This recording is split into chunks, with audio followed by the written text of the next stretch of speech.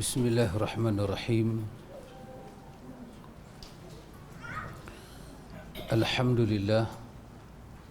Allahumma ati nafsi taqwaha wa zakkiha anta khairu man zakkaha anta waliyuha wa maulaha.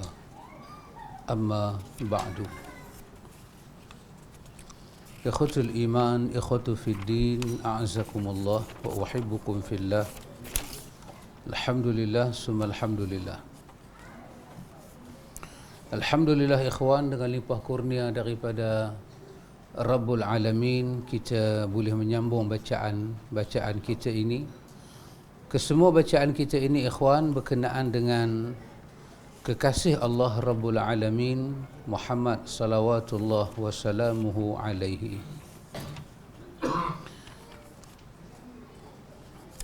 Kita sampai pada hadis yang ke-17, iaitu berkenaan dengan doa dalam rakaat.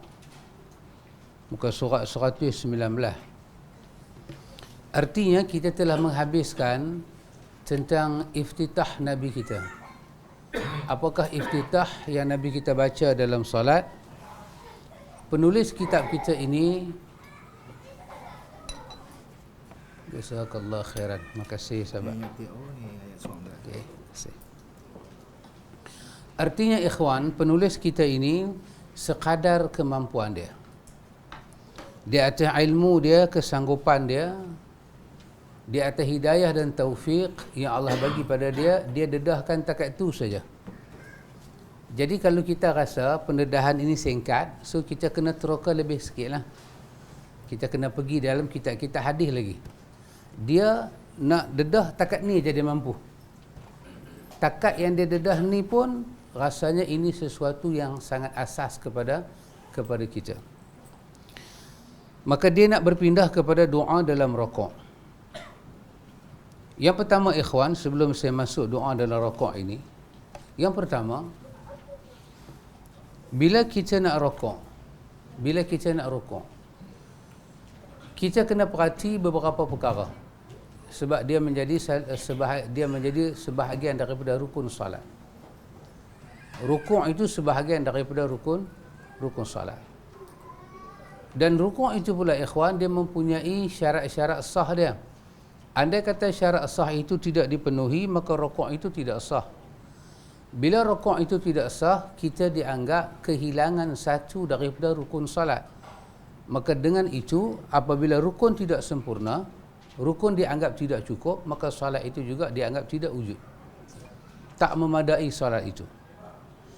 Baik, kata para ulama kita, kata para fuqaha kita, satu orang itu tak boleh rukuk, melainkan yang pertama sekali dia kena memastikan tamam suratul Fatihah. Artinya sempurna bacaan surah Fatihah.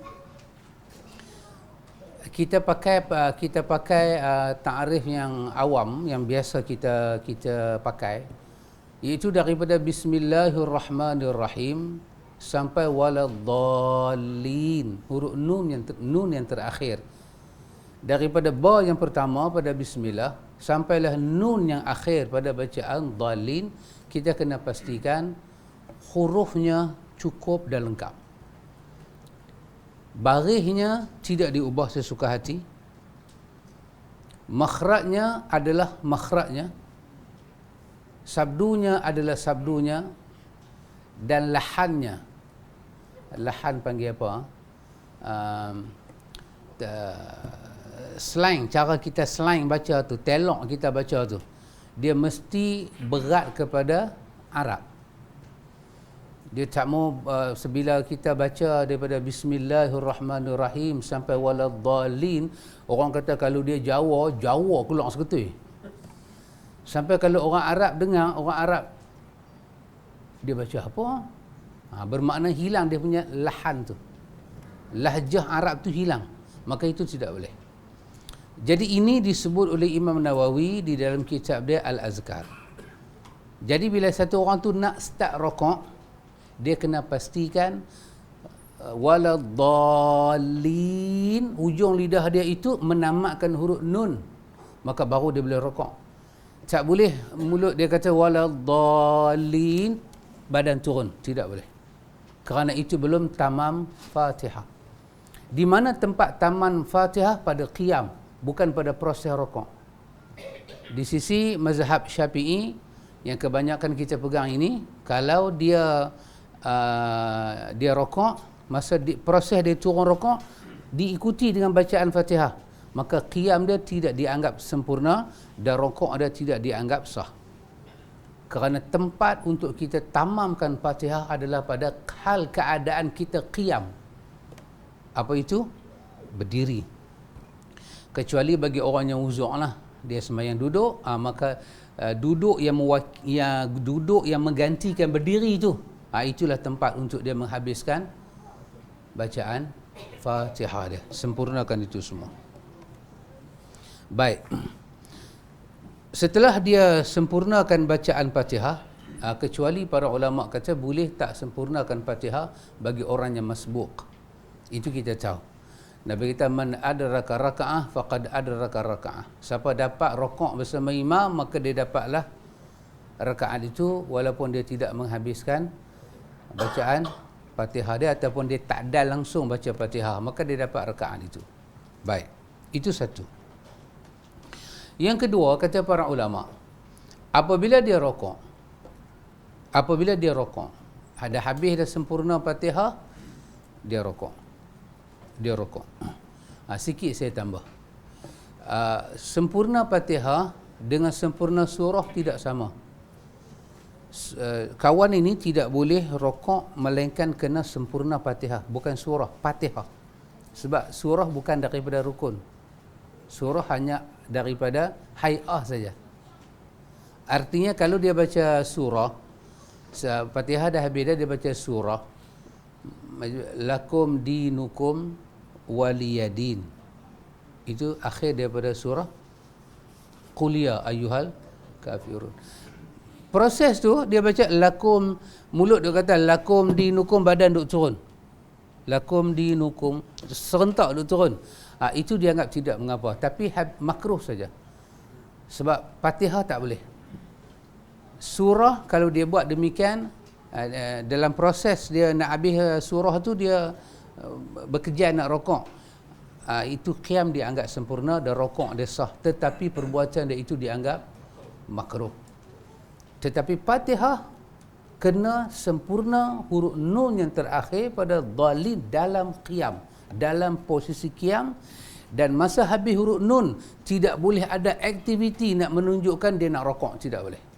Habis huruf nun tu barulah dia boleh menunjukkan perpindahan rukun daripada qiyam kepada rokok. Clear ne? Sangat clear. Baik. Yang kedua, kata para ulama kita, yang kedua, apabila dia rokok, dia turun rokok, dia pergi pada rokok, dia kena pastikan, bagi orang yang elok kejadian dia, bukan orang uzur, bukan orang cacat, bukan orang ada masalah apa-apa, bagi orang yang sempurna kejadian, dia kena pastikan dua tangan dia sampai kepada lutut dia. Itu sekurang-kurang sah rokok. Bukan sempurna, sah rokok. So, sama ada belakang dia itu tunduk dalam keadaan sempurna ataupun tidak sempurna, tetapi kedua tangan dia, masa dia tunduk tu, kedua tangan dia ada pada kedua lutut dia, maka itulah sekurang-kurangnya syarat sah kepada rokok. Ini untuk siapa? Untuk orang yang sempurna kejadiannya, orang sihat, orang yang tak ada uzur. Kalau orang tu uzur, tangan dia tak boleh kena, itu masuk bab lain, agama memaafkan. Tapi ini sempurna. Dia sempurna, tangan dia boleh sampai kedua lutut, dia tak mau bagi sampai. Dia biar tergantung tak sampai. Maka ini tak sempurna rokok dia. Ini tidak memenuhi syarat sah rokok. Apabila syarat itu tidak disempurna, maka rokok itu dianggap tidak wujud. Hakikat rokok itu tak wujud. Maka boleh membawa kepada batal dia punya solat dia. Ini yang kedua. Yang ketiga, kata para ulama, kata para fuqaha, orang yang rokok ni, masa dia turun rokok, dia tak boleh kasat turun itu, melainkan memang nak rokok. Dia tak boleh kerana perubahan tu terkejut ke, Tengah-tengah duk baca, kebetulan dia pun sampai waladhdallin, barang jatuh berdebum, dia pun Allah rokok tu kan.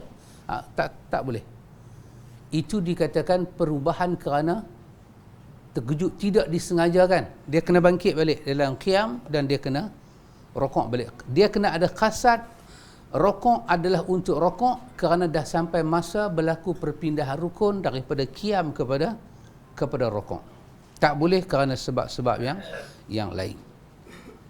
Kebetulan waladhdallin, habis jam tangan jatuh ke, handphone dalam poket jatuh ke, dia pun ambil kesempatan gagau sekali handphone tu. Tidak boleh. Mestilah rokok dia itu semata-mata untuk Allah, kerana dah sampai masa untuk rokok. Dan yang keempat, kata para ulama kita, dia rokok dalam hal keadaan dia tamak-ninah. Hal keadaan dia tamak-ninah. Baik ikhwan, pada empat perkara saya sebut ini, apa dia? Tadi yang pertama, sempurna Fatihah dia, itu antum tahu makna dia. Yang kedua, sekurang-kurang dia tunduk, tangan dia sampai lutut dia. Ketiga, qasad dia rokok tu memang dia nak rokok, betul. Dan yang keempat, tamak-ninah. Tamak-ninah lah. Baik. Empat perkara yang saya sebut ini, nampaknya para ulama tidak khilaf. Kesemuanya sepakat. Semuanya terima ini adalah syarat sah kepada rokok. Adapun perkara-perkara lain, para ulama ada sedikit khilaf. Iaitu tentang orang yang bila dia rokok, tangan dia tak pegang lutut, ke bawah sikit daripada lutut. Di situ ada sedikit khilaf para ulama. Kedudukan apa nama dia punya rokok itu. Lagi satu,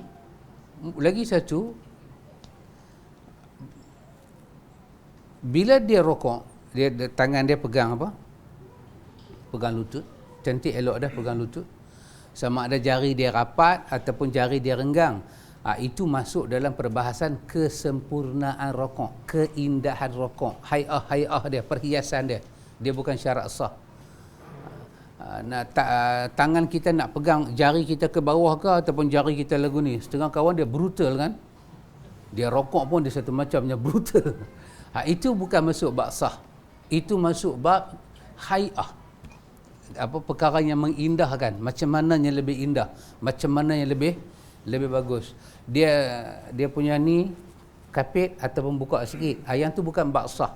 Yang tu adalah dalam bab keindahan rokok. Artinya kalau kita jaga benda tu, kita mungkin dapat pahala yang lebih sikit. Tapi kalau ada orang perempuan ke orang lelaki, dia rokok sama, dua-dua kapit. Kata pasal berkapit, dia kata saya kawan dengan Sajad, duk belajar kapit. Okeylah. Kita boleh fahamlah, is okey. Tapi sah batalkan rokok dia? Tidak. Rokok dia tidak batal. Ini bukan masalah batal. Baik. Empat perkara ini nampaknya para ulama kita bersetuju syarat sah rokok. Baik. Ikhwan. Setelah kita tahu yang itu, para ulama kita bincang perkara yang kedua pula. Ini kita tak baca hadis lagi nah. Pasal rokok saja abang sikit. Saya ambil yang ulama tak khilaf punya. Yang khilaf saya tak mau ambil. Yang khilaf tu antum cari sendiri. Yang kedua, para ulama kita bincang. Orang yang daripada qiyam ni nak turun rokok. Sunat ke tak sunat, dia angkat tangan. Kan qiyam macam ni kan? Bila nak rokok ni, tangan angkat balik kan. Lepas tu dia nak rokok. Sunat ataupun tidak sunat, ataupun kita kata sunnah ataupun tak. Nampaknya di sini para ulama ada dua pandangan. Dan dua-dua pandangan ni nampaknya dari segi dalil kita kena raih dua-dua. Dari segi dalil yang wujud. Baik, pandangan yang pertama, ulama yang pertama, dia kata kita angkat tangan dalam solat ni, kita angkat tangan pada 4 tempat. Satu, masa takbiratul ihram. Tangan angkat. Mulut kata Allahu Akbar, itu lafaz takbiratul ihram. Tangan angkat. Tangan angkat. Tangan nak angkat macam mana? So balik pada hadis. Boleh serentak tangan naik dengan mulut Allahu Akbar, boleh serentak. Dan tangan boleh mendahului. Tangan dulu Allahu Akbar. Dan takbir boleh pergi dulu Allahu Akbar, baru tangan naik. Ini semua ada dalam riwayat. Jadi tempat pertama kita angkat tangan bila? Ini pandangannya pertama. Pandangan yang pertama kata kita angkat tangan dalam solat ni yang pertama takbiratul ihram. Jadi untuk semua takbiratul ihram, untuk semua jenis solat, termasuk solat mayat ke solat apa, bila disebut itu takbiratul ihram, tangan angkat. Itu satu. Dua. Yang kedua, tangan diangkat masa bila? Masa nak rokok. Masa nak rokok. So kita daripada qiyam, kita nak rokok, angkat tangan. Allahu Akbar. Mulut kata Allahu Akbar, tangan angkat, baru badan turun. Yang ketiga, dia kata angkat tangan ni masa bila? Masa i'tidal. Sami'allahu liman hamidah. Tangan angkat. Dan yang keempat dia kata, masa bila tangan kita angkat? Masa kita bangkit daripada tahiyat awal, nak sempurnakan rukun yang ketiga, rakaat yang ketiga. Fuqaha, pandangannya pertama daripada fuqaha, dia kata empat tempat ini sunat kita angkat tangan. Baik, itu pandangannya pertama. Dalam pandangannya pertama, di sini ada mazhab Syafi'i. Pandangan yang kedua, pandangan ulama yang kedua, dia kata dalam solat tangan hanya diangkat pada satu tempat sahaja, iaitu pada takbiratul ihram sahaja, lain tidak. Rokok tidak, i'tidal tidak, bangkit daripada tahiyat awal nak sambung pun tidak. Kerana dia kata kesemua riwayat ini, walaupun ada sebahagian yang sahih, kesemuanya mauquf. Tidak ada satu pun yang marfu', yang boleh benar-benar kita sandar kepada Nabi tanpa ragu. Tidak ada, dia kata. Kesemuanya ada bahagian episod, adegan-adegan dia belakang. Maka dia kata yang sahihnya, yang jelasnya ialah Nabi mengangkat tangan tanpa khilaf, tanpa ulama khilaf, hanya satu tempat sahaja, iaitu pada takbiratul ihram sahaja. Untuk semua kes sembahyang, termasuk dalam sembahyang jenazah. Jadi bila Nabi sembahyang jenazah, Nabi angkat tangan pada yang mula saja. Allahu Akbar. Lepas tu mulut aja kata Allahu Akbar, Allahu Akbar, Allahu Akbar, sampai bagi salam. Assalamualaikum warahmatullahi wabarakatuh. Assalamualaikum warahmatullahi wabarakatuh. Maka dalam pandangan kedua ni, di sini ada mazhab Imam Abu Hanifah Nu'man. Bahkan Imam Abu Hanifah Nu'man melarang orang mengangkat tangan selain daripada takbiratul ihram. Masa orang nak bangkit pada nak turun rokok, dia tak bagi angkat. Yang tidak, dia tak bagi angkat. Sambung rakaat, bangkit daripada tahiyat awal pun dia tak bagi angkat. Bahkan dia melarang. Dan dalil-dalil dia juga adalah sahih, perbuatan Sayyidina Ali, perbuatan Abdullah bin Umar. Itu ada dua pandangan. Ada di kalangan para ulama kata kedua-dua pandangan ini tidak bertembung. Dia orang tak bersih dengan makna ahyanan. Ahyanan. Maksudnya apa? Kadang-kadang. Kita kalau berdasarkan riwayat-riwayat daripada para sahabat, ada juga menceritakan Nabi angkat tangan. Nabi angkat tangan. Maka dia orang cakap, pandangan yang datang ini cuba nak menyusun dua pandangan tadi, dia nak habaq kata tak bertentangan. Dia kata begini, sembahyang kita biasakan angkat tangan untuk empat keadaan. Ahyanan, kadang-kadang. Jangan angkat tangan, supaya dia ekpa dengan hadis itu. Biar angkat tangan. Allahu Akbar. Nak rokok sekali, Allahu Akbar. Bila mai lusa ke tulat ke, terus angkat tangan. Begitu kita amal, dia kata lebih ekpa dengan sunnah yang kita jumpa itu, dengan dalil-dalil yang wujud. Boleh nak? Boleh pakcik? Pak Cik sebagai AJK Fatwa ada pandangan? Ini semua BRB ada panel syariah ni, jangan main-main. Baik Pak Cik. Maafkan saya Pak Cik, saya melawak. Ha? Kerdil lagi tak ni. Baik. Baik ikhwan, selesai tajuk tu. Maka kita masuk kepada tajuk ini, iaitu berkenaan dengan doa di dalam rukuk. Kata penulis kita, qala musannifu rahimahullahu taala wa nafa'na bi'ulumihi ila darain. Kata penulis kita, dia kata subhana rabbiyal azim thalatha marratin. Terjemahan dia, maha suci Rabbku yang maha agung, diucap sebanyak 3 kali. Dan dia kata hadis ini diriwayatkan, sahabat yang meriwayatkan hadis ini adalah Huzaifah bin Yaman, dan dia buat nota kaki di bawah.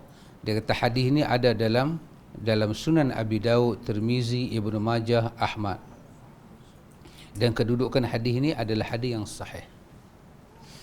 Baik, dan ada juga hadis lain, riwayat juga daripada Abi Daud juga, daripada Uqbah bin Amir,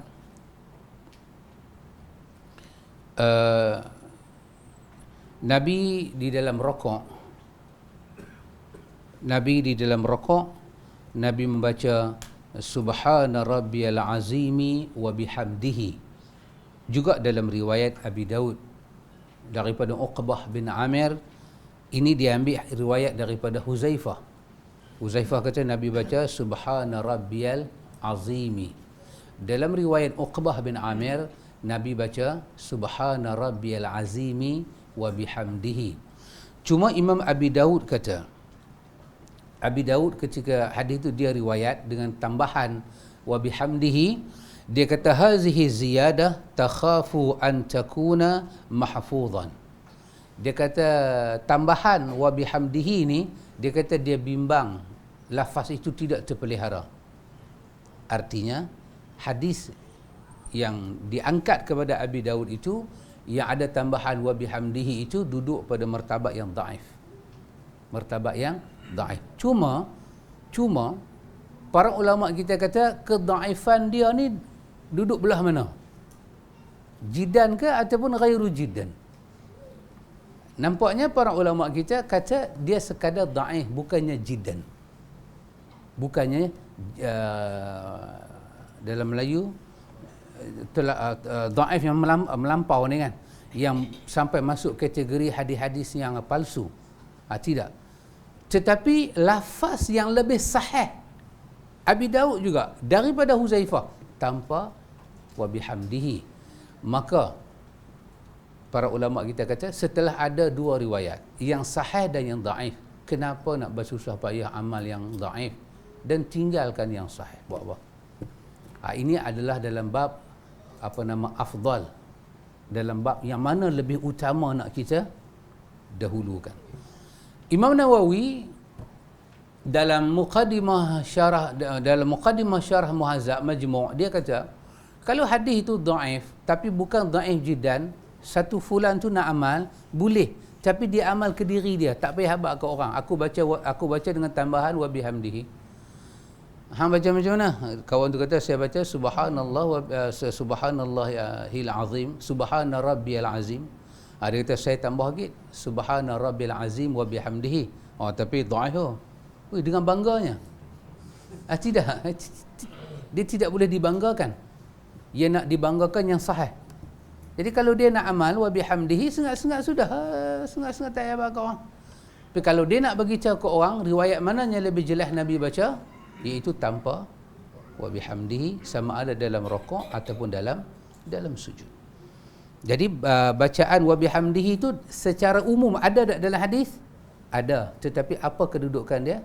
Dhaif. Itu saja. Itu saya rasa jelas. Dan kata penulis kitab kita, dalam hadis ini Nabi membaca subhana rabbiyal azimi thalatha marratin. Baik, apa maksud dia? Nabi kata maha suci Rabbku yang maha agung. Subhana rabbiyal azimi, maha suci Rabbku al-azim, yang bersifat dengan al-azim, yang maha agung.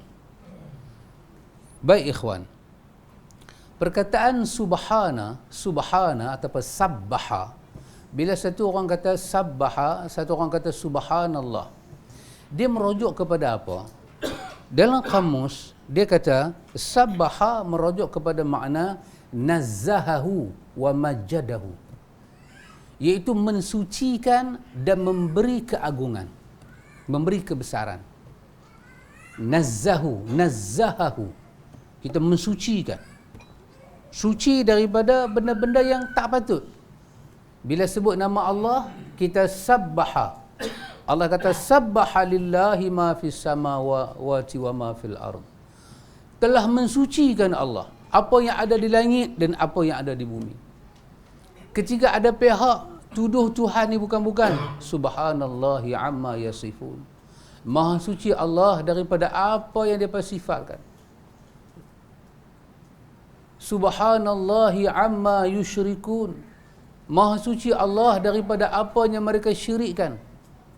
Jadi bila perkataan subhanallah, kita kata subhanallah, ataupun kita kata subhanaka la ilaha illa anta subhanaka inni kuntu minaz zalimin, ataupun subhanaka ma khalaqta hadza batila.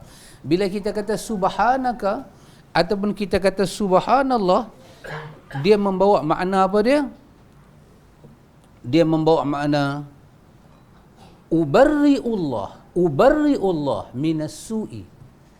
Aku membebaskan Tuhan daripada keburukan. Aku mensucikan Tuhan daripada keburukan. Barak Tuhan daripada keburukan. Tuhan ni bebas daripada benda buruk.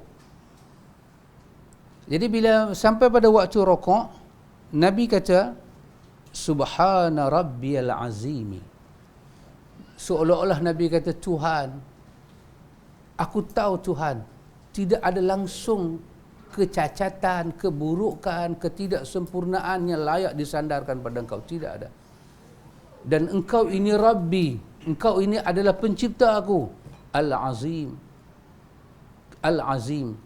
Tidak ada keaiban. Kau bersifat dengan keagungan, kebesaran, kekuasaan.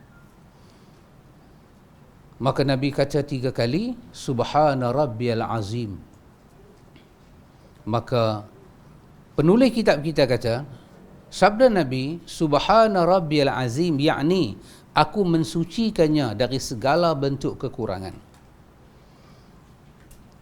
Jadi kita ikhwan, bila kita kata subhanallah lepas salat, subhanallah masa nak tidur, kita kata 33, lepas salat 5 kali sehari semalam, 33.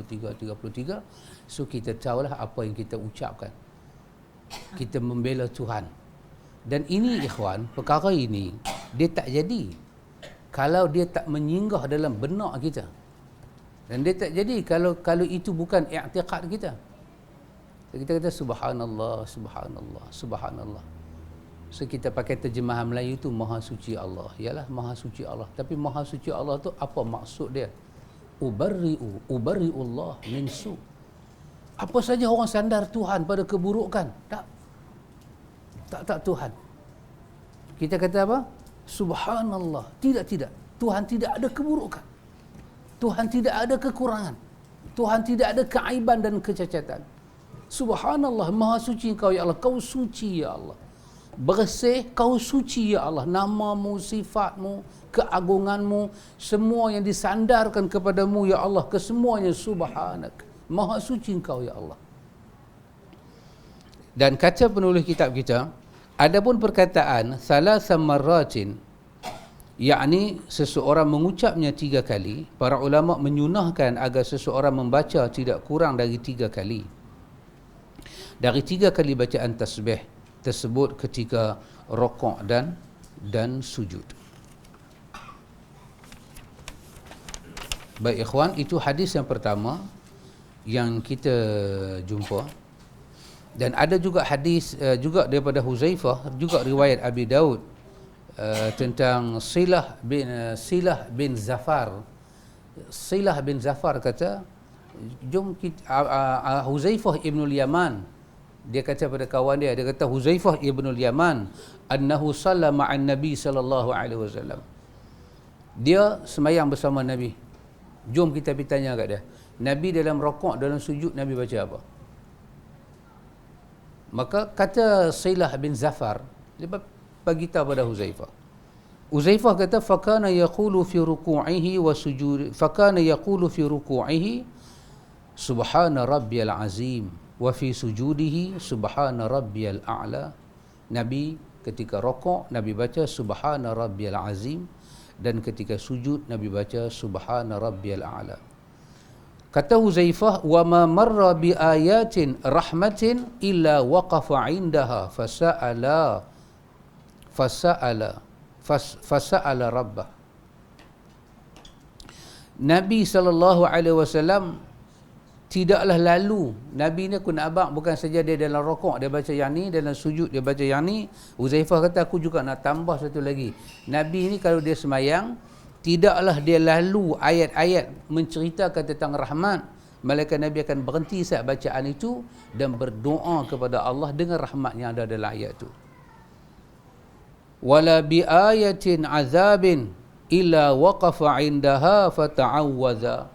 Tidaklah Nabi lalu pada ayat yang menceritakan tentang azab, malaikat Nabi berhenti saat, Nabi akan memohon perlindungan pada Allah daripada ayat yang diceritakan dalam ayat itu. Kata Huzaifah, kata dia, begitulah sifat solat Nabi dan sifat bacaan Nabi sallallahu alaihi wasallam. Kita tahu macam mana? Kita tahu melalui hadis. Yang inilah yang kita kena sampaikan kepada saudara kita lepas. Kerana dia kata, tuan-tuan boleh sembahyang baca Nabi ke? Confirm ke? Ya, confirm. Pasal apa tak confirm? Kalau tak confirm, gaji tak tetap. Confirm baru gaji bulan. Confirm. Kita confirm dari Nabi. Pasal tu dia kena tahu apa itu sanad. Laulal isnad, betul? Al-isnadu minad din. Laulal isnad laqala ma syaa ma syaa. Kerana manusia tak tahu sanad tu, dia duduk merepek lebih. Ya, kerana sanad lah.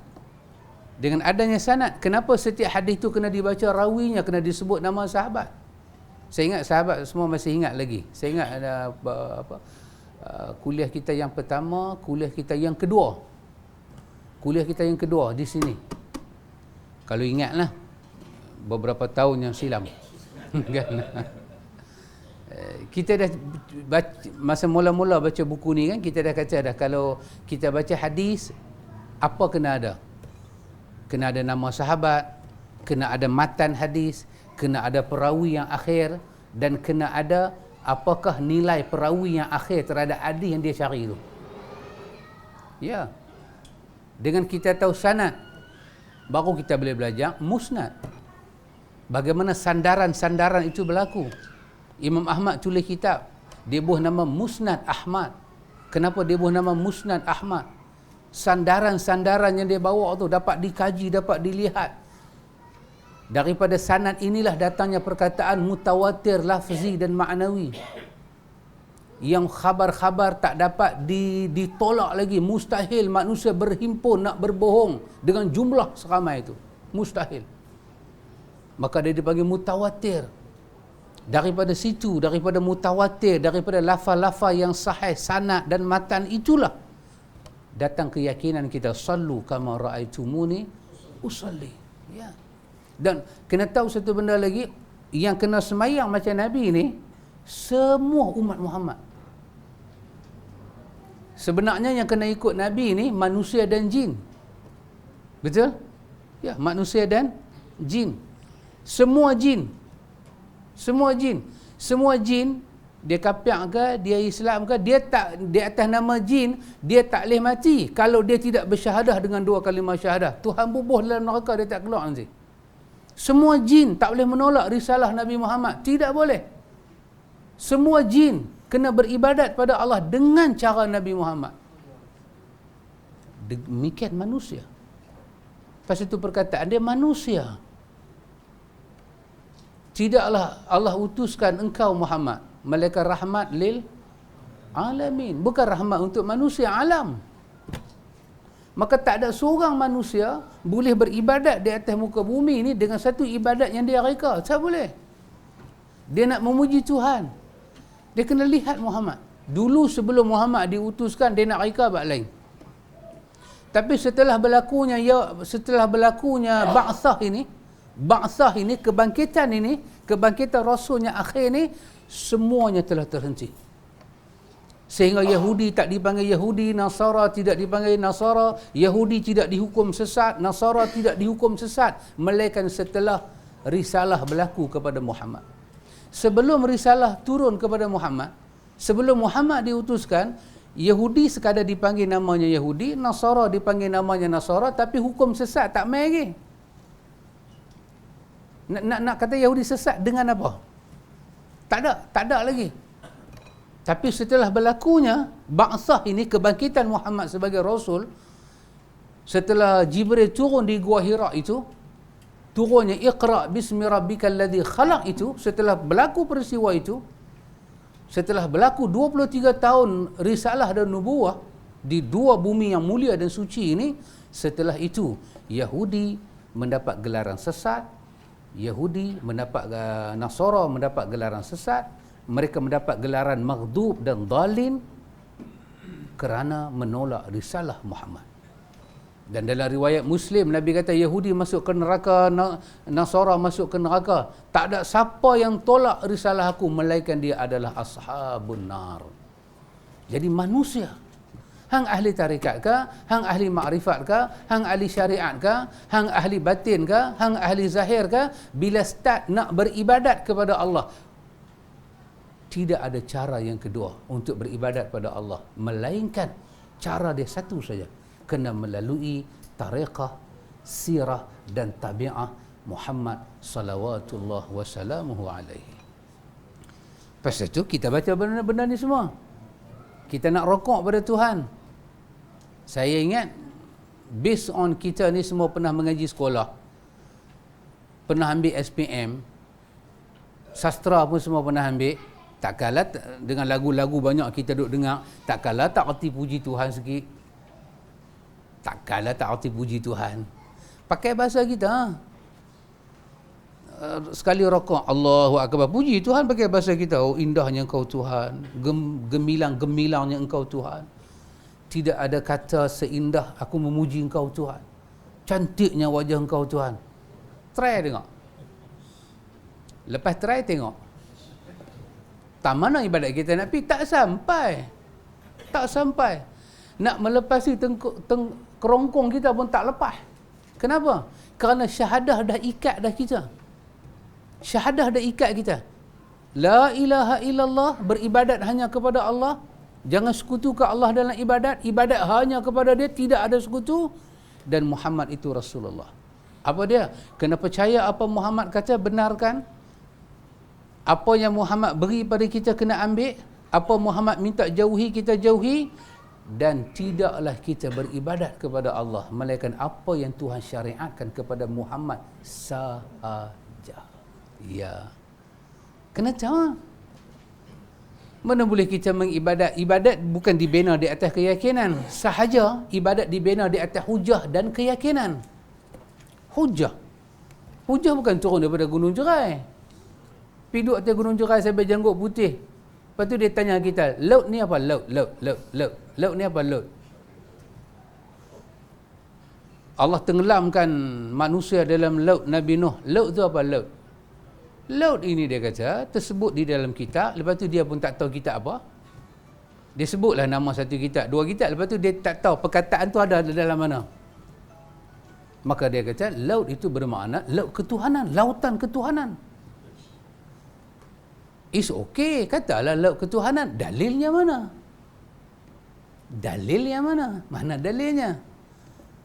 Yang kata Allah tenggelamkan manusia ni dalam laut ketuhanan. Mana dalilnya? Pasal apa Allah laknat Firaun? Allah laknat Firaun bukan pasal Firaun mengaku dia Tuhan. Tak, mengaku Tuhan tak salah. Masalah Tuhan laknat Firaun ni pasal Firaun ni sudah suruh orang sembah dia. Itu masalah dia. Alah, Firaun ni pun tak sabar. Okey, Tuhan laknat Firaun bukan kerana dia mengaku Tuhan. Mana buktinya?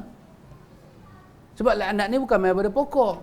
Main daripada diri Tuhan. Kalam Tuhan yang keluar. Mana kalam itu? Kalam tu turun kat siapa? Takkan baru semalam turun. Kalam tu turun pada utusan Tuhan sahaja. Maka buktikanlah. Kalau mereka ni tidak tahu sanad, maka apa akan jadi agama mereka? Hawa nafsu, kehendak diri, segala macam izm akan mereka ambil.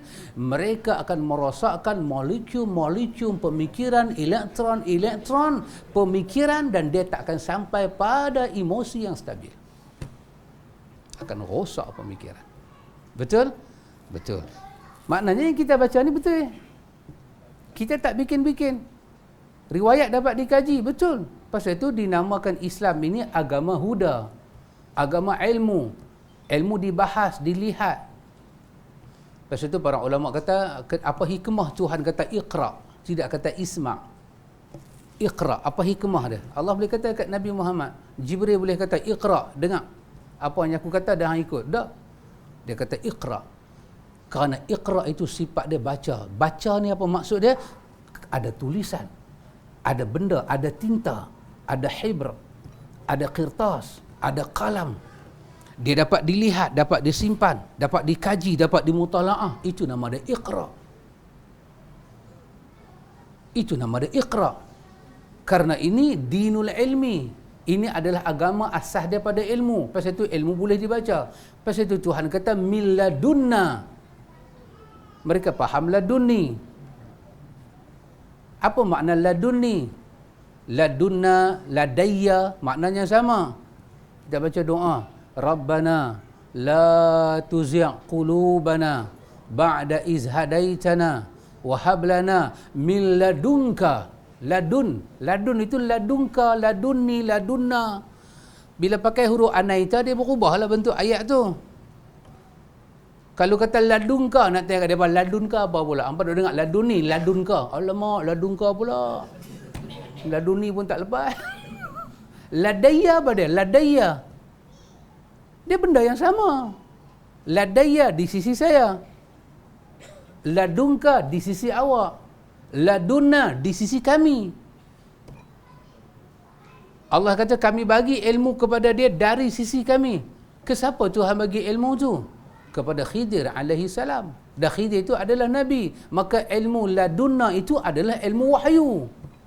Bukan ilmu betapa di Gunung Jerai. Macam mana dia orang boleh salah faham? Kerana mereka tak ada sanad dalam agama. Kenapa kita boleh faham? Kerana kita ambil sanad dia. Tuhan, wahab lana min ladunka rahmatan. Daripada sisi engkau, bagilah kepada kami rahmat, Tuhan. Kita minta rahmat. Tuhan kata kepada para nabi ni, kami bagi dari sisi kami pada mereka ilmu. Tuhan bagi apa kepada para nabi? Ilmu. Ilmu tu ilmu apa? Wahyu. Pasal tu kena baca kenapa Bukhari letak kitabul wahyi. Kaifa bada al-wahyi. Kenapa Bukhari ada satu pemikiran yang berbeza dengan ulama lain. Nawawi buka Riyadhus Salihin dengan bab niat. Bukhari tak buka dengan bab niat. Dia buka dengan bab wahyu. Kerana manusia kena tahu ni proses wahyu turun baru dia boleh kenal agama. Pasal itu tulisan dia itu amazing. Kenapa? Kerana dia mendapat ilham lagu tu berdasarkan pengalaman yang dia redah pada zaman dia. Masalah-masalah yang dia jumpa. Maka dia kata bab ni penting dibawa ke tengah. Dia mulakan bab dia dalam Sahih Bukhari itu. Jadi kalau mereka tak tahu benda ni, macam mana nak terjemah agama? Kalau tang situ silap. Orang kata bidayah dah silap. Bidayah dah silap. Permulaan dah silap. Macam mana nihayah? Macam mana kesudahan? Kan silap semua. Lepas itu Quran selalu kata fa'in tawalla. Fa'in tawalla. Fa'in tawalla. Kalau mereka berpaling. Kalau mereka berpaling. Nanti kita tengok dalam kamus, tawalla ni maksud dia apa? Tawala ni bukan makna sampai tak tengok langsung. Tawala ni macam ular duk berjalan. Ular mana ada jalan straight? Tu ular plastik. Ni betul-betul punya real bambu ni, real bambu. Dia jalan kan lengkok. Kan? Dia lengkok, dia main balik. Dia lengkok sana, dia main balik. Dia lengkok, fa in tawalla. Kalau mereka begitu dengan aku. Depa ikut Muhammad, depa tinggal. Depa ikut Muhammad, depa tinggal. Depa pi, depa tinggal. Bagi tahu pada mereka, fa innallaha la yuhibbul kafirin. Allah tak suka langkah orang ikut Muhammad macam ni. Bagi tahu pada mereka, aku tak suka langkah ni. Kerana Muhammad tidak selayaknya ditinggalkan. Tinggal Muhammad bermakna kita tinggal rahmat daripada Tuhan. Lah kalau kita tinggal hadis ni semua, kita rokok nak baca apa? Saya rokok dengan batin tak memerlu bacaan. Rokok dengan batin tu macam mana hal baca campur Yang kata rokok dengan Al-Ghazali buka bab dalam Ihya, kemudian dalam Mau'izatul Mu'minin bab apa? Bab berkenaan dengan salat ini dimulai dengan yang zahir dengan yang batin. Rahsia zahir dan rahsia batin. Ghazali ni kemuncaklah dalam bahas bab-bab lagu tu. Tapi dalam babnya begitu besar Ghazali bahas, tak ada macam bab-bab ni bahas. Tak ada langsung. Tak ada langsung. Kerana Al-Ghazali yang kita tengok, walaupun Al-Ghazali berada dalam jalan kesufian, tapi Ihya tu penuh dengan Quran, setiap bab tu dia masuk Quran, masuk hadis dan asar. Cuma hadis tu sajalah kadang-kadang sahih, kadang-kadang tak. Tetapi tak lepas dia saja-saja pergi cakap rawang lagu tu. Mereka ini, sekumpulan manusia ini yang makrifat dengan Tuhan ni cakap rawang. Di tangan mereka tak ada kompas. Usuluddin tak ada. Prinsip-prinsip beragama ni apa? Kita beritahu Imam Ahmad punya usul sunnah tak tahu. Imam Humaidi tulis usul sunnah tak tahu. Imam Barbahari lagi nama tak pernah dengar. Dia kata berapa hari? Dia kata Barbahari. Tak pernah dengar. Dengar tu jadi satu macam punya pergi campur ke satu pulau mana tak bisa tengok. Habis daripada mana awak ambil usul? Dari mana awak ambil usul? Dari mana awak tahu? Salat bukan turun ke kita. Salat turun kat Nabi. Bagaimana awak menghimpulkan riwayat-riwayat sahih dan tak sahih tentang Nabi awak? Macam mana awak nak tahu? Kita nak tahu pasal Isa. Kita nak tahu pasal Ibrahim. Kita nak tahu pasal Adam. Macam mana nak cakap pasal Adam? Kita tak ada zaman tu. Hanya Muhammad saja boleh bercakap. Quran kata min amba'il ghaibi. Ini semua perkara ghaib yang kami wahyukan. Dan Muhammad saja dapat wahyu. Macam mana kita boleh cakap pasal syurga, pasal neraka, pasal Tuhan, benda ghaib, sedangkan benda tu memerlukan wahyu dari diri Tuhan sendiri. Dan kita cakap kita skip Rasul, utusan Tuhan. Melelong ikhwan. Yang ni siapa yang kena tahu ikhwan? Orang yang terikut dengan ajaran yang makrifat ni. Orang yang ada satu ulama nama Ibnu Arabi. Pasal apa Ibnu Arabi mengaku Tuhan tak marah kat dia? Pasal Ibnu Arabi mengaku Tuhan, tak ada orang sembah dia. Firaun Tuhan marah pasal ada orang sembah dia. Oh, saya pun kata saya baru tahu ni. Jadi bermakna declare Tuhan tu tak salah. Dajjal ni siapa Dajjal? Dajjal ni kita lah ahli makrifat ni dah Dajjal. Dia mengaku dia Dajjal. Apa maksud dia? Maksudnya ahli makrifat ni dia Dajjal mata satu, dia hanya melihat Tuhan, tak melihat dunia. Adapun orang ni, orang biasa ni mata dua, dunia ada, akhirat ada. Maka ahli makrifat dipanggil Dajjal kerana mata dia satu, bukan Dajjal yang nak makan orang tu dah. Itu bukan. Okeylah. Soalannya macam mana awak tahu awak Dajjal? Itu saya nak tahu. Kita orang panggil Dajjal pun tak sure. Macam mana hang tahu hang Dajjal? Please tell us. Mana riwayatnya? Sebab yang keluar perkataan Dajjal ni daripada diri Rasulullah. Yang suruh baca doa berlindung daripada Dajjal ni Rasulullah. Yang kata siapa baca ayat awal daripada surah Kahfi, kan? 10-nya awal dalam riwayat Muslim, itu boleh lindung kita dari dajjal. Nabi suruh lindung dari dajjal. Nabi minta perlindungan dari dajjal. Tiba-tiba hang mengaku hang dajjal. Kami kena lari daripada hang. Pasal Nabi suruh lindung daripada dajjal. Yang habis mengaku dajjal ni pasal apa? Hang suka jadi dajjal ke? Dia betul-betul dajjal. Hang tu tengok kebodohan mereka tu. Bodoh mereka tu. Mereka boleh bercakap tentang kalam Nabi tanpa takut. Tanpa bimbang. Tanpa bimbang salah, tanpa takut tersasar. Dan mereka menggunakan kemudahan elektronik.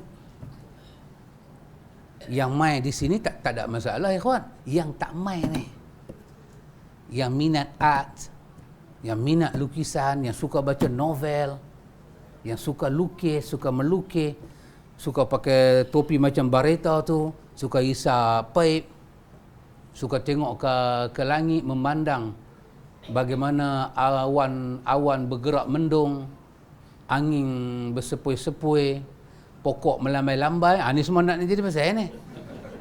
Ni semua nak jadi pasal. Macam kita tak, insya-Allah lah tak ada lah yang nak jadi pasal. Ini masalah dia. Bila umat tidak tahu di mana ambilan agama dia. Karena itu ikhwan, kita baca hadis ni, kita cerita makna dia, kita bagi tahu kedudukan hadis itu adalah prinsip di dalam beragama. Clear hadis itu. Hadis yang kedua. Penulis kitab kita kata, dalam rukuk juga Nabi kita Muhammad sallallahu alaihi wasallam membaca subhanakallahumma rabbana wa bihamdika Allahumma ghfirli. Maha suci engkau ya Allah, wahai Rabb kami, dan aku memujimu, ya Allah, ampunilah dosa-dosaku. Penulis buat nota kaki di bawah.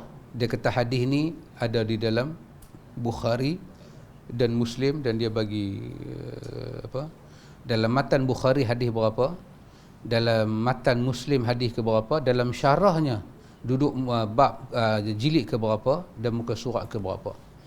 Di bawah satu tu bermakna itu Fathul Bari, muka surat 99, Muslim jilid pertama muka surat 350. Tapi kalau nak tengok dalam Bukhari matan hadis saja, iaitu hadis yang ke-794, Muslim hadis yang ke-484. Jadi kalau dia boleh buat nota lagu ni ikhwan, dan kita pun buat rujukan ke situ. Kalau dia bohong juga, dia cari pasal. Orang kalau bohong jangan abang nombor. Jangan nombor. Nanti kena kan, pergi bohong abang dalam kitab tak ada api habang. Tu saya baca dalam Fathul Bari.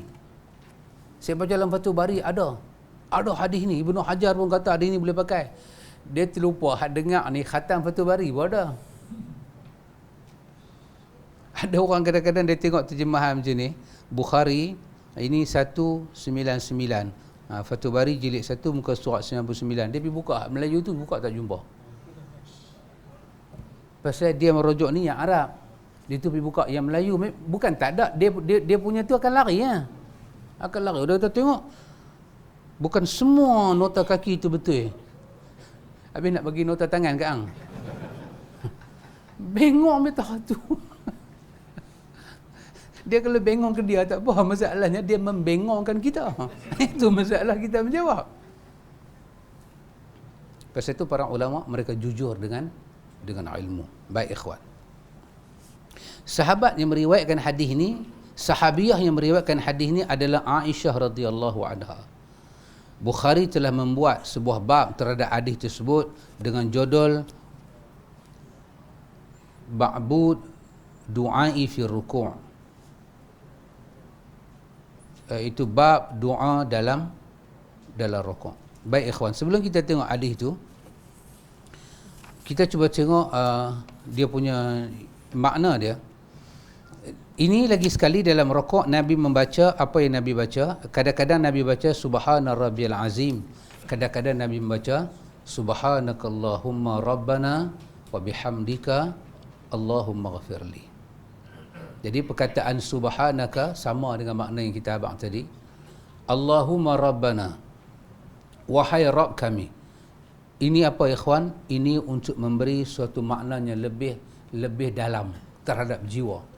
Kita kata maha suci engkau ya Allah, wahai pencipta kami. kita lebih bagi takkid kepada kita punya jiwa, bagi kuat jiwa kita. Ya Allah, Maha suci Engkau ya Allah, aku sucikan Engkau ya Allah, aku bersihkan Engkau ya Allah daripada sebarang. Tak ada, bila aku sebut subhanallah ya Allah, tak ada dalam kepala aku ni benda-benda yang buruk tentang Hang ya Allah. Walaupun mata aku ni kadang-kadang tak boleh adpa dengan hikmahnya Hang buat, walaupun kau rasa perik dengan ujian Hang, tapi benak-benak Hang dalam keadaan subhanak, suci Engkau ya Allah.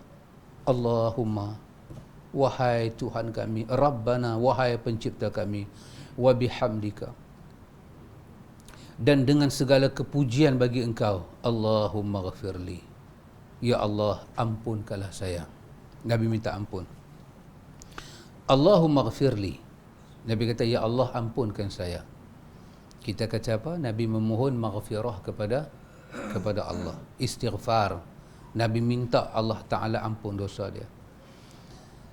Istighfar ni ikhwan, kadang-kadang dia membawa makna apa? Ghatta.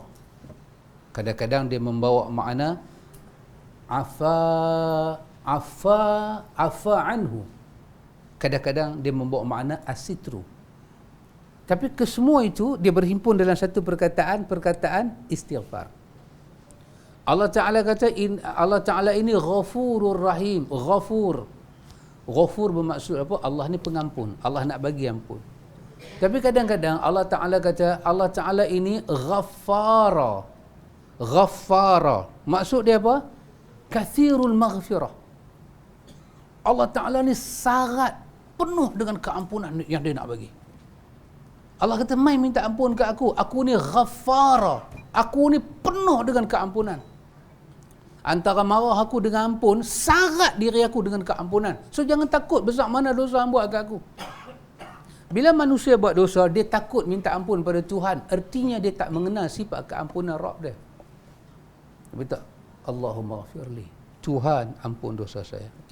Bila kita kata dekat Tuhan, Tuhan ampun dosa saya, astaghfirullah, saya beristighfar pada Engkau ya Allah. Allahumma ghafirli. Kadang-kadang kita kata Allahumma ghafir lana zunubana dengan perkataan jamak. Kadang-kadang dengan perkataan mufrad, Allahumma ghafirli. Apa maksud dia ikhwan? Pertama, kita minta kepada Tuhan apa dia? Satu, kita minta bila kita kata Tuhan ampunkan saya, ya Allah ampunkan dosa saya, ampunkan dosa mak bapak saya. Bahasa Melayu kita tahulah makna ampun. Tapi kalau kita pakai perkataan Arab tu, Allahumma ghafirli, bermakna kita kata pada Tuhan, Tuhan tolonglah hapuskan kesalahan saya. Minta kepada Allah Ta'ala kafarah, hapus, delete. Betul orang putih kata? Delete bang. Dan yang mana Tuhan buang tu, minta kepada Allah ghatta, tutup. Jangan buka dah. Sitru, letak dinding antara kita dengan dosa tu. Ba'id baini wa bainahu, pisah terus aku dengan dia. Tuhan, ya Allah, ya Allah ampunkan dosa saya. Maksudnya ya Allah tolonglah, ya Allah hapuskan yang saya buat ni. Allahumma ghafirli, ya Allah hapuskan kesalahan saya, hapuskan ya Allah, hapuskanlah kesalahan mak bapak saya ya Allah. Bila orang tu mati kita kata Allahumma ghafir lahu warhamhu, ya Allah hapuskanlah. Termasuk apa yang kadang-kadang ada hal kita dengan dia. Maka Nabi kata fa akhlisu du'a lahu. Bila kamu berdoa, ikhlaskan doa kamu, yakin dengan doa kamu. Ya Allah, pasal tu bila apa yang kita minta Tuhan hapuskan ni, kita kena tahu lah apa yang kita minta. Kalau benda tu besar, kita kena tahu bagaimana sistem benda tu nak dihapuskan. Ya Allah, astaghfirullah, Tuhan hapuskanlah kesalahan saya. Tuhan tutuplah dunia sampai akhirat, tutuplah Tuhan, tutuplah. Kenapa?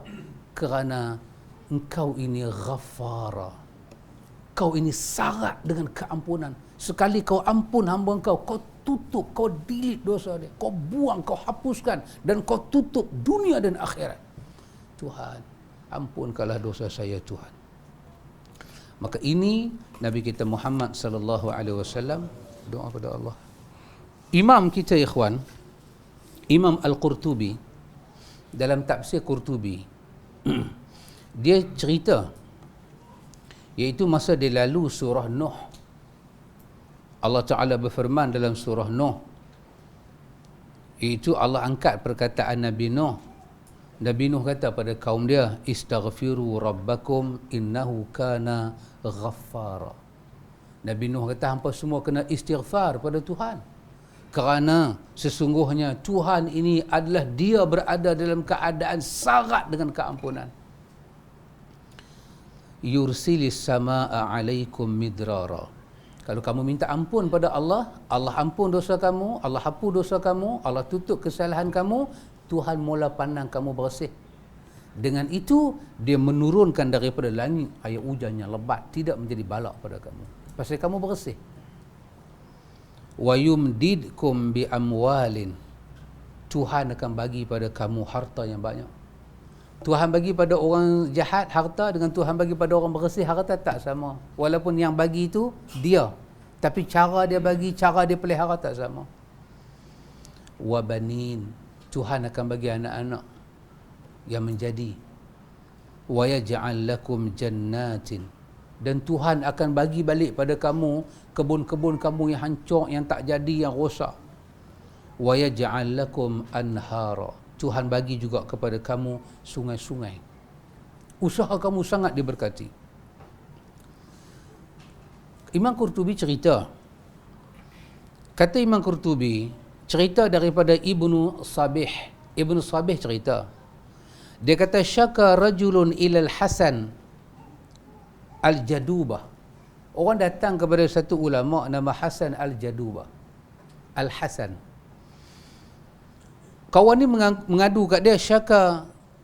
Kawan ni mengadu kat dia pasal apa? Kawan ni mengadu kat dia pasal tak ada anak. Al-Hasan jawab, dia kata, istaghfirillah. Dia kata, minta ampunlah kepada Allah, istighfarlah kepada Allah. Wa syaka akhar ilaihi al-faqr. Mai satu orang lain susah, papa kedana, mengadu pada dia masalah yang sama. Dia kata pada kawan tu, istaghfirillah, minta ampun pada Allah. Datang pula orang yang lain, kawan tu kata dekat dia, udu'ullah yarzuquni walada. Dia kata, Tuan Syekh, doalah pada Allah supaya saya dapat anak. Al-Hasan kata kat dia, istaghfirillah, minta ampun pada Allah. Hak dia ni pula main mengadu tentang jafaf bustanahu, rosak habis dia punya bustan dia, dia punya kebun-kebun dia, tanam-tanaman dia rosak habis. Hasan kata, istaghfirillah. Kata Ibnu Sabih, dia kata faqulna lahu fi zalik. Kami kata kat dia, hang ni semua orang main dengan masalah macam-macam, hang tu suruh istighfar. Ma qulta min indi syai'an. Dia kata, apa lagi aku nak kata? Dia pemain dengan 1000 masalah sekalipun, apa lagi aku nak kata? Melainkan aku suruh dia istighfar. Dia kata, Inna Allah Ta'ala yaqul fi surati Nuh. Tuhan sendiri kata dalam surah Nuh, istaghfiru rabbakum. Hampa semua istighfarlah kepada Tuhan. Tuhan akan turun ayat hujan daripada langit yang berkat. Tuhan akan bagi pada hampa harta yang hilang. Tuhan akan bagi anak-anak pada hampa. Tuhan akan bagi kebun-kebun yang rosak, dan Tuhan akan pulihkan balik segala anak-anak sungai hampa. Kalau Tuhan kata semua tu Tuhan akan bagi dengan istighfar, hang nak suruh aku kata apa lagi? Dan Nabi SAW ketika baginda rukuk, baginda kata, Allahumma ghafirli, Tuhan ampunkanlah saya. Jadi artinya ikhwan, antara istighfar kita luar salat dengan dalam salat, dia sangat ada kaitan dengan pertumbuhan kehidupan kita. Emosi kita, deria rasa kita, pertimbangan budi pekerti kita ada kena mengena dengan istighfar. So hidup ni bukan di atas tulang pak kerak semata-mata. Itu sebahagian daripada hidup, bukan satu-satunya kehidupan. Dengan istighfar ada perubahan pada alam ini. Allah Ta'ala itu adalah Rabbul Alamin. Imam Qurtubi kata, kaifal istighfar? Dia kata, kaifiyatul istighfar. Dia kata satu model yang betul untuk kita istighfar. Dia kata apa? Dia kata wa anna zalika yakuna an ikhlas wal iqla' min adh-dhunub wa huwa al-aslu fil ijabati. Qurtubi kata, kita kena istighfar macam mana? Satu, dia kata, ikhlaskan diri kita pada Tuhan. Dan saya ingat bab ikhlas ni kita dah mengaji banyak dah, ikhwan. Kita ikhlas diri kita pada Allah dan kita pun tahu makna ikhlas. Yang kedua, dia kata iqla' minadh-dhunub.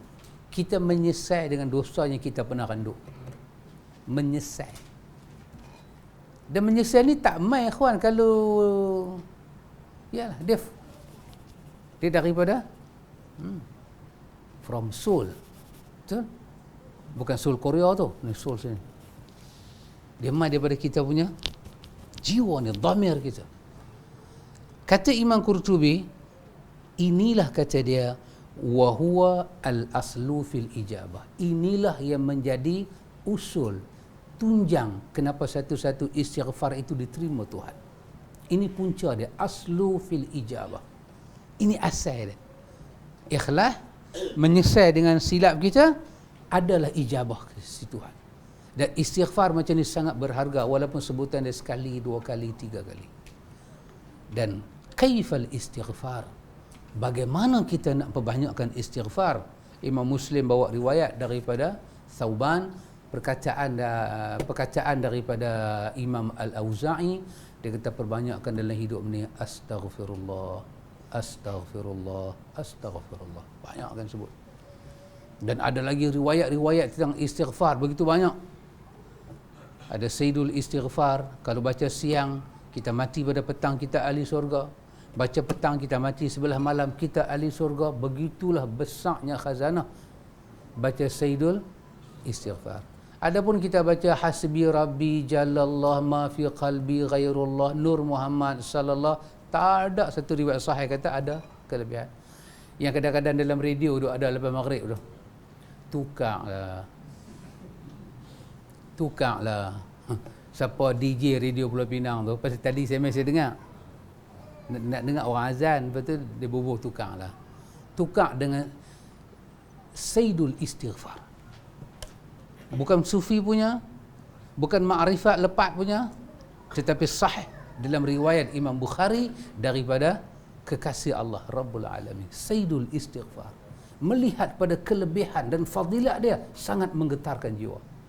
Mati kita baca malam, kita mati malam ni sampai ke esok, syurga kita punya. Allahu Akbar. Hanya berwirid dengan istighfar. Istighfar ni dia boleh heret kita sampai ke pintu syurga. Rezeki kita berubah, hidup kita berubah, sia-sia semua berubah, kan? Yang kadang sia ni banyak sangat. Jumpa bomo ni, semua tu hilang dengan Sayyidul Istighfar. Dengan istighfar ni segala, nanti antum boleh baca dalam Riyadhus Salihin dalam bab istighfar, hadis-hadis yang Nawawi bawa dalam bab istighfar tu, hadis-hadis mengeluarkan manusia daripada kesempitan alam kepada luasnya rahmat ilahi. Nabi SAW, Aisyah cerita apa yang Nabi baca dalam salat. Al-Hafiz Ibnu Hajar bertutur komen bab yang dibuat oleh Al-Bukhari. Ada menyatakan hikmah mengkhususkan rokok dengan menyebut kata doa tanpa menyebut kata tasbih. Padahal hadisnya hanya satu, bahawa Bukhari bermaksud untuk memberi isyarat bantahan terhadap orang yang menganggap berdoa ketika rokok adalah makruh seperti Imam Malik. Sedangkan mengenai tasbih tidak ada perbezaan pendapat mengenainya. Oleh kerana itu, di sini Bukhari lebih memfokuskan untuk menyebut kata doa untuk tujuan tersebut. Ya, ini had tu kita tak tahu pun tak apa, tapi penulis sebut juga. Iaitu Bukhari dalam diri dia ada apa, ya ikhwan? Dalam diri dia ada membela Nabi. Kan Imam Malik tidak mencadangkan dalam rokok itu doa. Imam Malik lebih memfokus kepada hadis-hadis tasbih. Tapi Bukhari, bila Imam Malik mengeluarkan pandangan bahawa berdoa dalam rokok itu makruh, sedangkan ada riwayat yang sahih, maka dia membela Nabi. Walaupun dia terpaksa kata sat dekat imam, tapi dia tak sebut nama Imam Malik. menghormati kewibawaan Imam Malik. Adapun macam lepas saya kena sebut nama lah. Kena sebut ni satu ajaran Al-Manka' wal-Mankus. Kena sebut. Tetapi itulah ikhwan yang dikatakan mencintai Allah lebih, mencintai Allah dan Rasul lebih daripada segala-gala. Bukan soal perendah, bukan soal komen, bukan soal apa. Soalnya riwayat jelas dari Nabi. Maka Ibnu Hajar kata dalam Fathul Bari, Bukhari buka bab tu dengan tujuan nak membantah perkataan orang yang kata tak ada riwayat kata Nabi berdoa dalam rakaat. Yang jelasnya dalam rakaat Nabi tak benarkan kita baca Quran. Itu sahih dalam riwayat Imam Muslim. Maka tak boleh. Pasal tu saya heran riwayat sesahih Imam Muslim tu abang Kemudian Nawawi pula dalam syarah Muslim kata, dia kata berdasarkan hadis Imam Muslim ni, maka haram kita membaca Quran dalam rakaat dan sujud. Haram. Nawawi guna perkataan haram. Dan saya heran orang-orang yang mengikut mazhab Syafi'i ni, yang Nawawi duk ada dalam mazhab Syafi'i, depa boleh reka satu semayang baca dalam rakaat dan dalam sujud qul huwallahu ahad. Saya heran.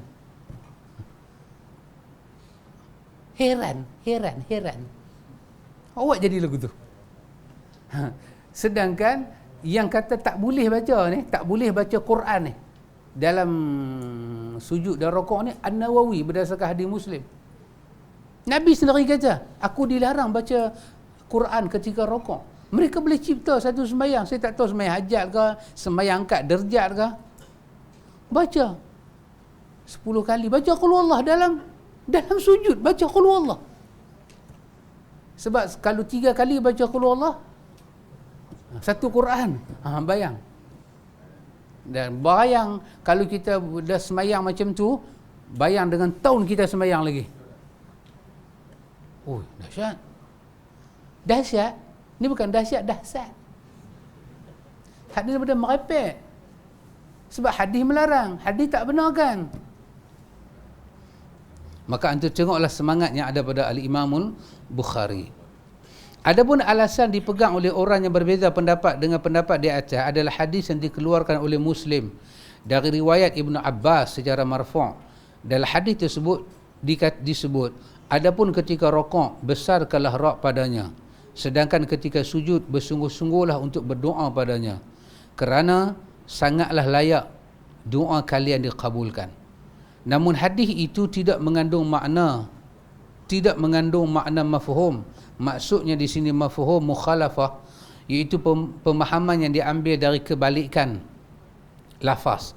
Dengan demikian tidak ada larangan untuk berdoa ketika rakaat, seperti halnya tidak ada larangan untuk mengagungkan Rabb ketika sujud. Jadi hadis Imam Muslim tu sebut lagu tu lah ikhwan. Nabi kata ketika kita nanti hadis itu kita akan jumpa nanti dalam bab kita dah lepas dah jumpa hadis itu di dalam bab waktu-waktu, ada lagi tak sampai lagi nanti dalam bab waktu-waktu yang mustajab, tempat-tempat yang mustajab doa ni, mana sesi yang kedua tu kan. Kita akan tengok Nabi kita bila kita rukuk, fa ammar ruku', Nabi kita bila kamu rukuk, fa'azzimu fihi rabb, maka besarkanlah Rabb. Maka bermakna dalam rukuk tak boleh baca doa. Sebab Nabi kata wa amma sujud, tempat sujud ni Nabi kata masa sujud fajtahidu, bersungguh-sungguhlah kamu fid du'a. Maka Imam Malik kata kalau nak berdoa dalam sembahyang tempat dia di mana? Dalam sujud, bukan dalam rukuk. Rukuk tempat memuji Allah, sujud baca doa. Imam Bukhari kata ada hadis lain lagi sahih. Maka dalam rukuk Nabi membaca apa kita baca tadi, Allahumma firli. Jadi kita bacalah yang ni ikhwan. Kita baca dalam rukuk apa yang Nabi baca. Ini baru kita jumpa yang kedua. Pertama subhana rabbiyal azim, satu. Yang kedua subhanakallahumma rabbana wa bihamdika Allahumma firli. Yang ketiga Nabi baca apa ikhwan dalam rukuk? Yang ketiga kita kena tengok minggu akan datang. Kalau kita tengok juga yang ni memang tak dapat ditengok lagi dah. Okay. Semua ni ikhwan adalah hujah Tuhan kepada kita. Apa yang Nabi dia baca. Takat ni kita belajar apa yang Nabi baca, kita hafal lah pelan-pelan. Bacalah. Dalam sembahyang sunat boleh baca. Kalau kita rasa panjang dan sembahyang fardu ganggu makmum, bacalah sembahyang sunat. Kita ada qabliyah, ada ba'diyah. Sunat rawatib ni 5 waktu sehari semalam. Sunat rawatib ni mengiringi sembahyang fardu. Banyak lagi, ada duha lagi, ada tahiyat masjid lagi, ada sunat uduk lagi, tengah malam ada qiyamul lail, tahajud lagi. Ambil ni semua, bercita-cita nak membaca apa yang Nabi baca dalam solat dia. Dan takat ni kita boleh buat satu kesimpulan ikhwan, apa dia? Sebaik-baik tempat untuk berdoa rupanya adalah dalam solat, bukan lepas solat. Tapi ada juga hadis sebut tempat makbul doa lepas semayang. Lepas semayang, kerana kita dekat dengan Tuhan dalam semayang, maka bila kita bagi salam, orang kata bahang dia tu tak habis lagi. Maka lepas solat ni, doa tu, masa doa makbul tu ada. Tapi nampaknya kita fokus ke situ saja. Kita tinggal yang paling mujarab, paling mustajab doa adalah dalam solat. Dan di mana kita nak berdoa? Kalau ikut Imam Bukhari, dalam rukuk boleh baca doa, dalam sujud boleh baca doa, dalam tahiyat akhir boleh baca doa. Bermakna satu rakaat kita jumpa dua rakaat lah, 2 rukuk 4 sujud, 1 tahiyat. Itulah tempat-tempat mustajab doa. Tapi masalah lah kita kan, kecil manis pun 18.8. Sekali duk baca-baca kepala berat. Tak apalah, berat kepala angkat balik. Duduk antara 2 sujud balik. Minta sikit-sikit, banyakkan sembahyang sunat, minta lagi. Paling baik kita mengadu nasib kita pada Allah dalam solat. Luar solat jatuh makam yang kedua. Tapi luar solat pun kita sendiri minta ke Tuhan, bukan kita passing kepada tu imam, Allahumma ghafir lana, amin. Tu imam pula baca dalam Arab, kita pun Arab tak faham. Jadi tu imam minta apa, kita pun tak tahu, kerja kita amin. Tengok tu imam dah sapu muka, kita tak sapu tangan muka lagi. Allah sapu dan apa pun tak tahu. Jadi itu bukan cara kita mengambil, memanfaatkan waktu yang Tuhan bagi pada kita yang bermanfaat. Tak. Sujud di sini di atas nama sujud, semua sujud. Sujud dalam solat. Kita minta selain pada yang Rasulullah baca, boleh. Boleh. Secara macam Itu jawapan dia ada pada muka surat 40. Muka surat 40 tu ada itu hadis daripada Imam Muslim, kita dekat dengan Tuhan dalam sujud, dan Nabi kata perbanyakkan doa dalam sujud. Sujud. Jadi pertama sekali kita buat macam mana? Kita baca dulu tasbih yang Nabi ajak. Dah habis kita baca tasbih Nabi ajak, minta kita punya. Minta pada Allah. Ya Allah, saya sakit, sembuhkan. Ya Allah, saya banyak urusan, tolonglah saya, ya Allah. Tolonglah hidup saya dunia akhirat. Kita rasa dah puas minta, angkat kepala, duduk antara 2 sujud pula, baca tasbih Nabi ajak tu, lepas tu minta lagi ke Tuhan. Minta sikit-sikit lagi, kita minta, kita hayati. Lepas tu bangkit, sambung lagi rakaat. Maitan sujud, minta lagi benda lain pula. Minta sungguh-sungguh. Nabi kata fajtahidu fi doa, sungguh-sungguh minta. Jadi kita boleh minta. Ustaz Nan kata selain pada bahasa Arab bolehkah? Majoriti para ulama tak membenarkan. Tetapi ada para ulama membenarkan, seperti Syekhul Islam dan beberapa tokoh yang lain. Syekhul Islam benarkan. Kita minta dalam bahasa kita walaupun dalam solat, dia benarkan. Sebab apa? Sebab kalau kita tak boleh minta, bermakna sepanjang hidup kita ni, kita yang bukan umat Arab ni, kita tak boleh amal sunnah Nabi. Bila mai sujud, nak minta apa Pak Cik Din? Saya mamak.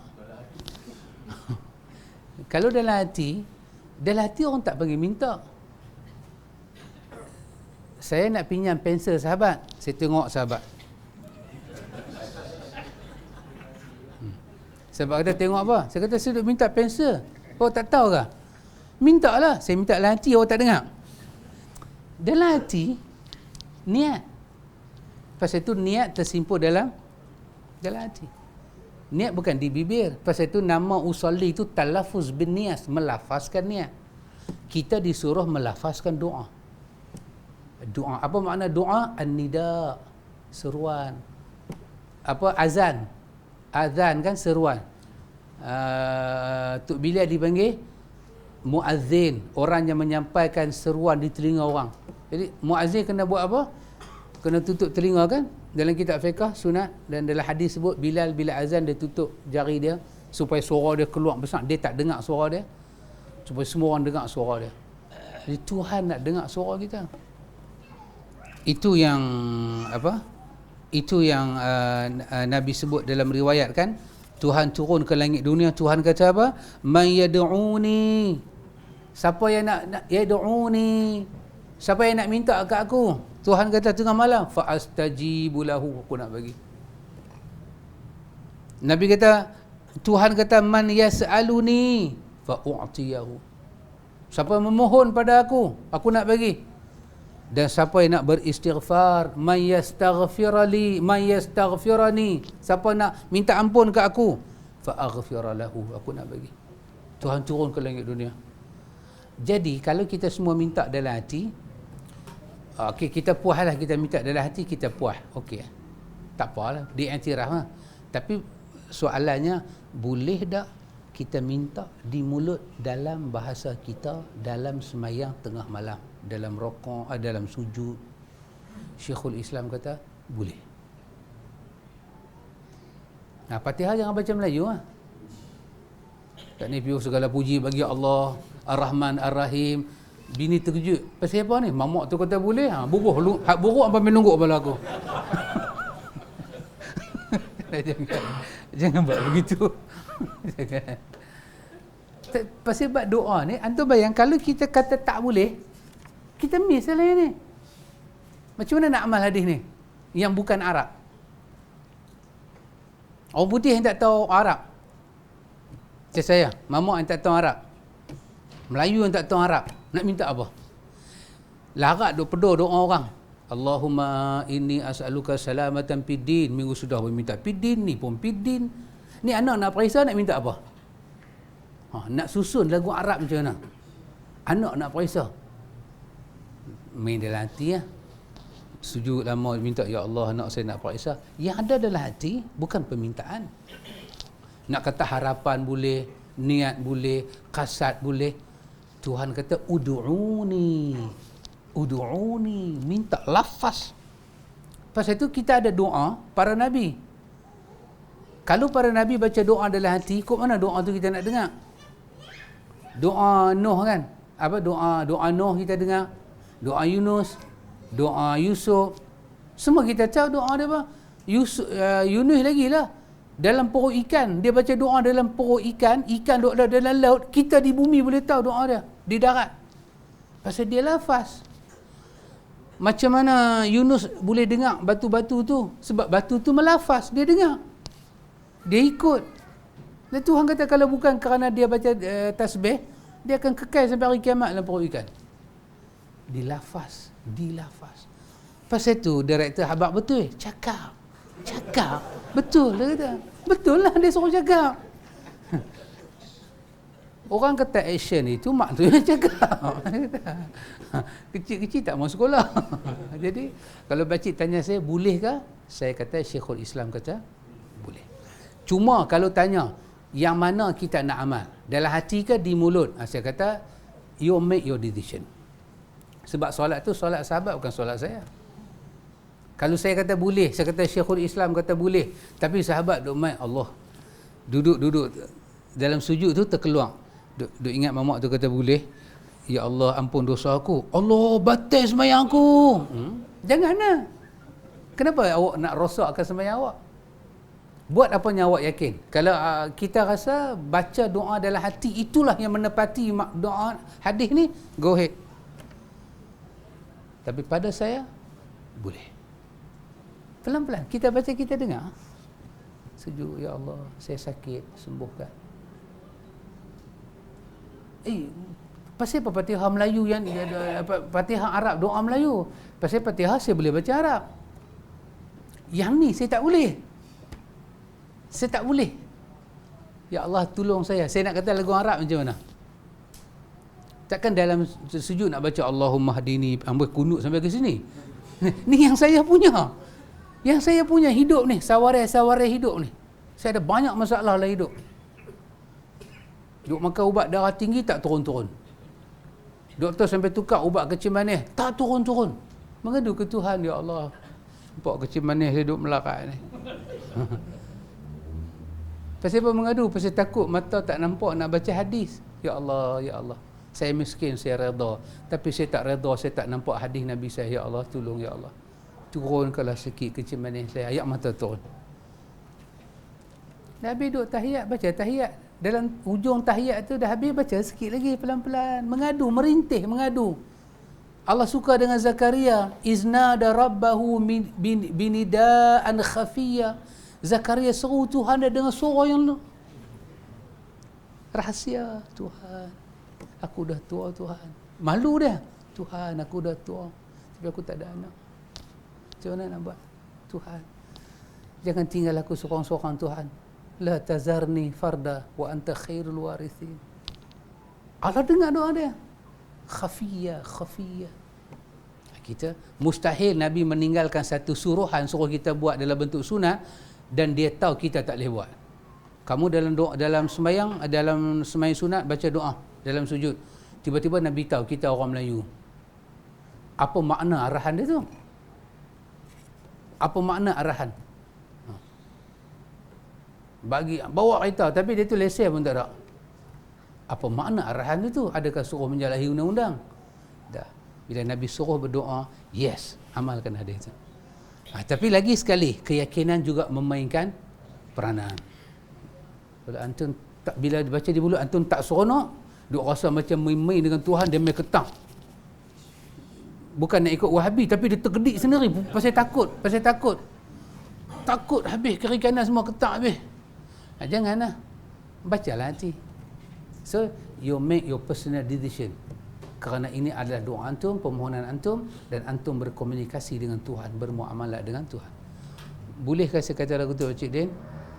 Terima kasih. Boleh Abang Semoga kita diberkati dan dirahmati oleh Allah dunia sampai akhirat. Subhanakallahumma wa bihamdika asyhadu an la ilaha illa anta astaghfiruka